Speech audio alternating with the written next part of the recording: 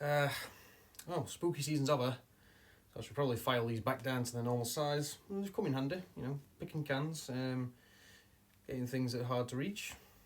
I'm going to miss them. And for the other end too, please, if you don't mind. Okay.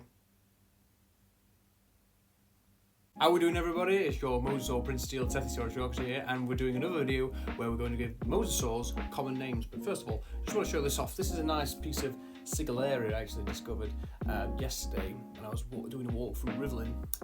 Really nice piece, absolutely fantastic.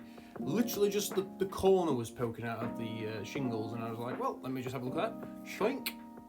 Big piece, wonderful bit of wood that. Now, anyways, with this episode, we're going to talk about the Plesiopedal Hydropelvic Mosasaurs. So we're talking basal members of Mosasaurids, or the true Mosasaurs, if you like.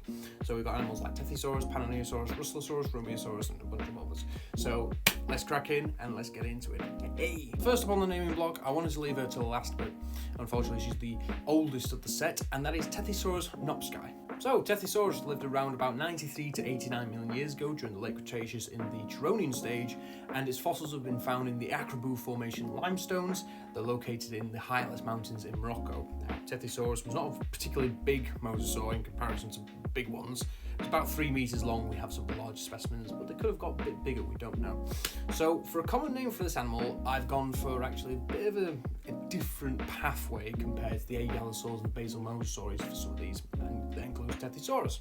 So, I've gone for either the Tethian oceanic lizard or the Moroccan Tethysaur, because we're dealing with multiple Tethysaurs in this episode, and isn't that exciting? Yes, yes, yes! Next up, we have a specimen that dates to around about 92 million years ago during the Turonian. It's only a set of proximal caudal vertebrae, basically vertebrae that are closer to the body than further away, if you get my drift. This is what I'm calling the Fairpoint Russellosaurines. So Russellosaurines includes Tethysaurus, its relatives, Plesiopedal and Tylosaurs. This animal comes from the Fairpoint chalk member from Kansas, and it's probably around about 3 meters in length. So this animal was unfortunately dealing with pliosaurs around this time, and they were big pliosaurs. They'd just go up to a mosasaur and just go, yeah, it wasn't pretty. But anyways, for this animal, I've gone for Fairpoint Oceanic Lizard because there's not really much I can do with this one, but I wanted to include it because I thought it was quite an interesting specimen and actually shows that basal mosasaurids were actually dispersing quite far during the Turonian, and this is actually the turning point for when pliosaurs seem to phase out and mosasaurs seem to come in. Next up, we have the namesake of the Russellosaurines, and that's Russellosaurus cohnenni. This animal lived about 93 to 92 million years ago, so around the same time as Tethysaurus, but this guy is found in 2 sets of rocks in Texas, the Arcadia Park Shale and the Camp Ranch limestones. Now, it's around the same size as Tethysaurus, about 3 meters in length. For this one, I've gone for Russell's Texan Oceanic Lizard in honor of Dale Russell, who is, well, the godfather of the Mosasaur Bible I keep going on about, but yeah, they've named one in his honor, and that's really nice. Sticking with a potential Russellosaurus, we have a specimen that's actually known from a partial frontal from the Ector Chalk in Texas, and this comes from what's called the Savoy Pit, but this animal seems to have lived between 89-ish to 88 million years-ish, so it's a bit further along than the typical Russellosaurus cohnenni specimens that we find, so probably around the same size, 3 meters in length. But for this animal, I'm actually going to propose that it might be a new species, potentially. I don't know. I'm being a bit silly with this. We shouldn't really do this, but I'm doing it for the fun of the video. So I've gone for Russellosaurus ectorensis, and therefore the common name is going to be the northern Texas oceanic lizard, because it's a bit further north than Russellosaurus cohnenni. But yeah, fun little experiment. There'll probably be some backlash to this, and it'd be quite funny, yes. Next up, we have an animal that lived alongside Russellosaurus and is actually on the other side of the mosasaur tree, the Mosasaurines. I still hold a grudge. But anyways, we've got Dilophosaurus turneri. Now, this animal, again, lived in the same place, same time as Russellosaurus, so I'm not going to go into those details. And we're going to go straight to the common name. Now, this guy was named after a guy called Turner, so we're going to call it Turner's Texan Oceanic Lizard. And yes, I know it's a mosasaurine and probably shouldn't share any affiliations with Russellosaurus, but they both live in Texas. And they're both named after different people, so boom, there we go. Next up we have a mosasaur that's got a bit of contention with it, and it's a topic for another video, but Jaguarosaurus columbianus, and this guy lived roughly around about 90 million years ago from the La Frontera Formation in Colombia, probably about 6 meters in length, so quite a nice sizable basal mosasaurid.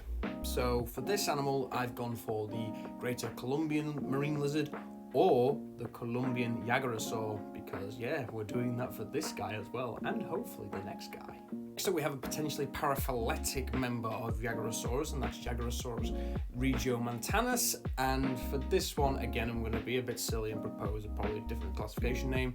I'm going to go with Aguanovasaurus regiomontanus. Yep, butchered that. I apologise to anyone who might be offended by that. This guy lived around about 89 to 88 million years ago, so Uptronian Low Canisian. This guy comes from the Aguanova Formation in Mexico, so slightly different than it's relative. Probably about 5 meters in length, so not too far from the size. For this guy, I've gone for the Mexican marine lizard, or we can call it the Mexican Jaguarosaur, but that's depending on if it's Jaguarosaurus. Paraphyly mosasaurs is a common thing, and it is terrifying and irks me, and you can see how much terror I'm in right now. Now, there is no Julietosaurus, but there is a Romeosaurus. It was hilarious, wasn't it? Yes, Romeosaurus. So this animal has 2 species in it, and the first one is Romeosaurus fluminensis, which lived during the Middle Turonian to Lower Santonian, so around about 91 to 85 million years ago, which says to me potentially there's more than one species in there, but then again, future research might prove me wrong, but hey ho. It's known from Fumane in Italy. It's probably around about 3 meters long. And for this one, I've gone for the Fumanian marine lizard or the Fumane Romeosaur. Pretty simple, you know, pretty good. And it's probably going to be the same for its relative. And its relative in question is Romeosaurus sorbini, which was named after a guy called Sorbini. This guy lived around about, probably around 93 to 91 million years ago. Might be the ancestor of the other Romeosaurus I talked about. This guy was found a bit closer to the Romeosaurus species as well, in a place called Anna de Alfreda in Italy. Again, apologies if I butchered that. Around the same size, and was probably, I'm going to go with the name Sorbini's marine lizard or the Sorbini Romeosaur. Again, very simplistic, but I'm doing the best I can.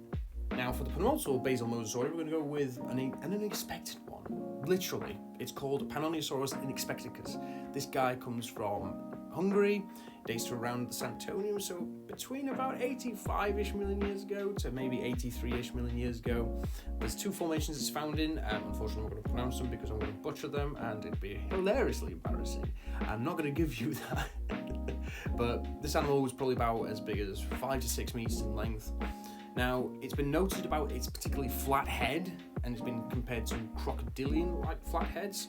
So I've gone with this animal for 2 common names. We've gone for the Hungarian crocodile lizard and the Hungarian freshwater Tethysaur, because it's a close relative and actually fellow Tethysaurine with Tethysaurus, but there's about maybe 10 million years between the two, so there's a potential ghost lineage there, which is really interesting and is a topic for another video. And finally, we're going to go for a French Tethysaurine that's known from the Campania around about 83 to maybe 80 million years ago. It's found in southern France, and it's that one. I'm not going to try and pronounce that because I will butcher it.